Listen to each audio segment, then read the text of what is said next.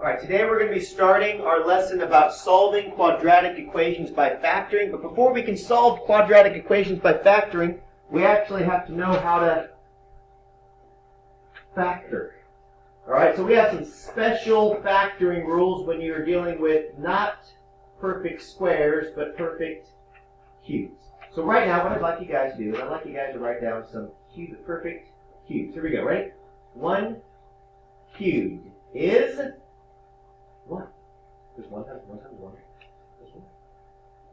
2 cubed is 8. Because 2 times 2 times 2 is 8. 3 cubed is, bam, 27. 4 cubed, 64. Good. 5 cubed, 125. good. 216 is what? 6 cubed. 343. 7 cubed. I'm sorry. Go ahead, Dylan. Do the next one. 512. You're right. It is. I agree. 8 cubed is 512. So listen. These are special factoring rules when you're dealing with perfect cubes. So watch this. Ready? I'm going to write x plus 8, except I'm going to write x cubed plus 8. We're going to try to factor this right here, everybody. All right, so in your journal right now, write x cubed plus 8. I think you will find this interesting because this is actually number 10 on your assignment. Ooh. So we're going to kill 2 birds with 1 stone. I know. Hopefully they're tasty. All right, so listen up. I want you guys to follow along right here. I'm going to highlight some things. I'm going to highlight this m value right here in blue. And hopefully you understand that our m value is now x. Try not to yawn too much. The n value right here is going to be 8. But that's not going to work. We need to convert 8 to something that is cubed. What is 8 equal to? It's actually equal to 2 cubed. So this will only work if the numbers are being cubes. Let's go back up to our rule. Did everybody see this rule right here that I'm going back and forth on? Alright? Let's see what this is going to equal. This is going to equal something times something. These are going to be considered, everybody. It's factors. So what is x cubed plus 2 cubed factor 2? What's going to go right here? Follow the pattern. Instead of m plus n, what are we going to put? X plus 2. So instead of m plus n, I'll scroll out a little bit more. See right up? We have m cubed and n cubed. We have x cubed and 2 cubed. We have x plus 2. What's next? X squared. Very good. Now what does this say? This says minus m times n.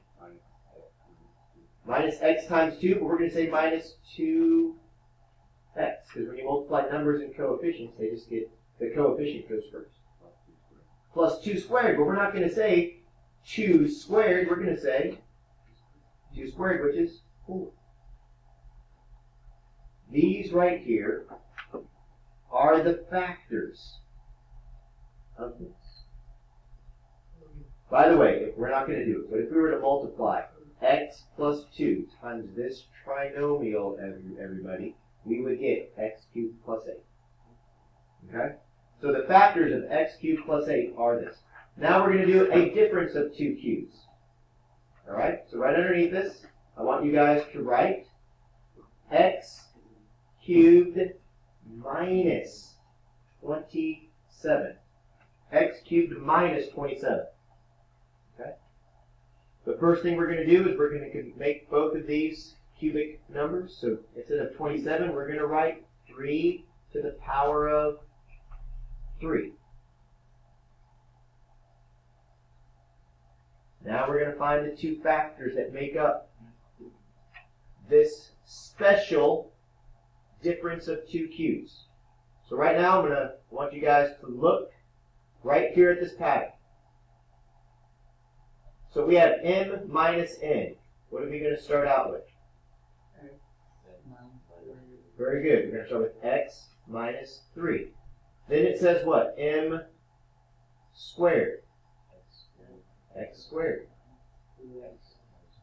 Now it says mn, right? So it's plus what? All right. Ooh. So we can say, oh, what's that going to end up being? We have plus 3x. All right? And then we have n squared. What's n squared equal to? 9. Plus 9. So right here, if it says plus n squared, it says plus m times n. I want you guys to understand that right here, this right here was our m value. This right here was our n value. So all the way through,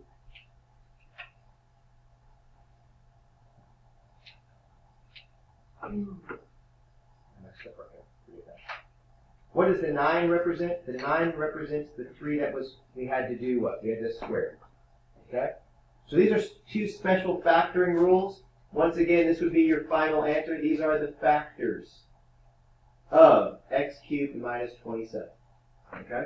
This only works with the difference of two cubes. So, the next thing I want you to do in your journal right now, I need you guys to make a table. I want you guys to call this table the sum of squares and the difference of squares. We need to see some special rules.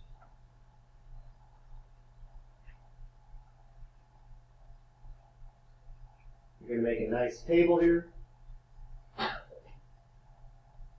And what I'd like you guys to do, to establish a pattern, I want you to do 2 sets of parentheses. Make sure there's a little bit of room underneath. And we're going to do it 4 total times in each column. Make sure you leave room underneath it, okay?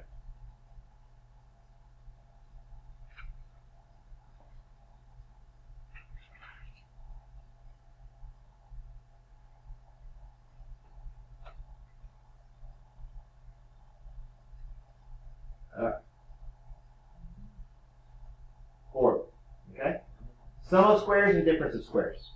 All right, follow along as we do this. I want you guys to start out with the basics. We're going to do x plus 1 and x plus 1, x plus 2, and x plus 2. You're never going to figure out what the next one is going to be after x plus 3 and x plus 3. No, I'm sorry. Okay. Now, after you've done x plus 1 all the way down to x plus 4, then in the next column, I would like you guys to write x minus 1 and x minus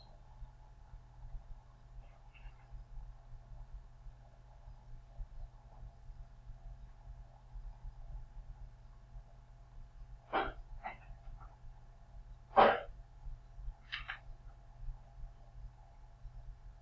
There we go. All right, so now we've listed the sum of a whole bunch of squares and the difference of a whole bunch of squares. Okay? By the way, we're doing squares that means they have the exact same size. Okay?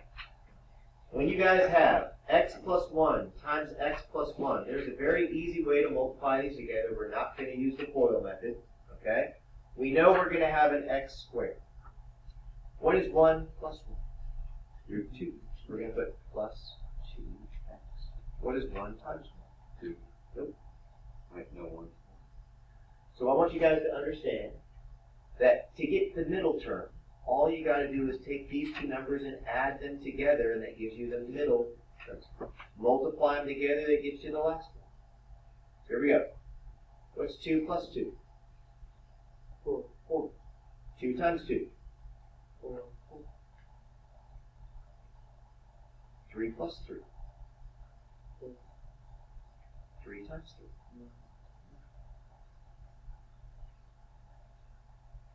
3. And last but not least, hopefully you've seen the pattern now. What number is going to go next, right? 8. What number is going to go at the end? 16. Very good. So, how do we multiply these together so quickly and so fast? The pattern is this. This number plus this number will always equal your middle term. This number times this number will give you your last term. All right? This only works when you have x and another x, when it's just one x. Not two x's and three x's, or when you have an x times an x. All right? Over here, we follow the pattern. We have x minus 1 times x minus 1. We're going to start out with x squared. What's negative 1 plus a negative? Negative 2x. But a negative times a negative equals a positive. We lead out with x squared. Negative 2 and negative 2 added together gets you a negative 4, but multiplied together it gives you a positive 4. What's going to be the middle term right here, Madison? What's the middle term? Good. Negative 6. And what's the last term going to be? That's right. Positive 9. Because a negative times a negative is a positive. So one of them is called the sum of squares, and one of them is called the difference of squares. The sum is the adding, the difference is the subtracting. All right? What's the last one here going to be, Brooklyn? That's right. X squared minus 8x plus 16. There it is. Okay? These rules can also apply to ones that aren't perfect squares. So watch this. We're going to, hopefully you guys have this as a pattern, and hopefully your brain understands how it works. I want you guys to take two factors. Okay? We're going to take x plus 7 and x minus 3. And without doing a whole bunch of ridiculous FOIL method, we want to just find the product. These are the factors because these are the numbers that are being multiplied. These are the binomials being multiplied together. All right? We want to find what's called the product. We know we have an x squared. What am I going to do with the 7 and the negative 3? Simply do what? Just add them together. What's 7 plus a negative 3? 4x. What's 7 times negative 3? Negative 21. And this would be your product. Okay? Pretty easy, right? Just take these numbers and do what with them? Add them together. That gives you your middle term. Multiply them together. It gets you your final term. Well, we can also do the reverse operation. And this is what you guys have to learn how to do. After you learn how to multiply, what do you have to know how to do? What's the opposite of multiply? Divide, right? So, here we go. I'm going to give you guys a random question. So I'm going to put x squared minus 2x minus 24. And we actually, this is the product, we actually have to come back and find the factors of this product. So let's think about what we have to understand. We need to find two numbers that add together to equal what? What are they going to add together to equal? Negative 2. Just negative 2. What do they have to multiply together to equal? Negative 24. Now, whenever you guys are doing this tomorrow, I want you guys to really, really, really focus on not the sums, but focus on the factors. What numbers multiply together to equal 24? We have 8 and a what? 8 times 3, what else? 6 times 4, what else? 12 times 2 and 24 times 1. And the negative number has to be greater than the positive number, right? What's the only one that can get us to a negative 2? The 6 and the 4 is the only one that can get us to a negative 2. If and only if you have a negative 6 and a positive 4 and a negative 6 and a positive. So the final answer is x minus 6 and x plus 4. These are the factors. That's what you're going to be doing tomorrow, is learning how to factor. That's it.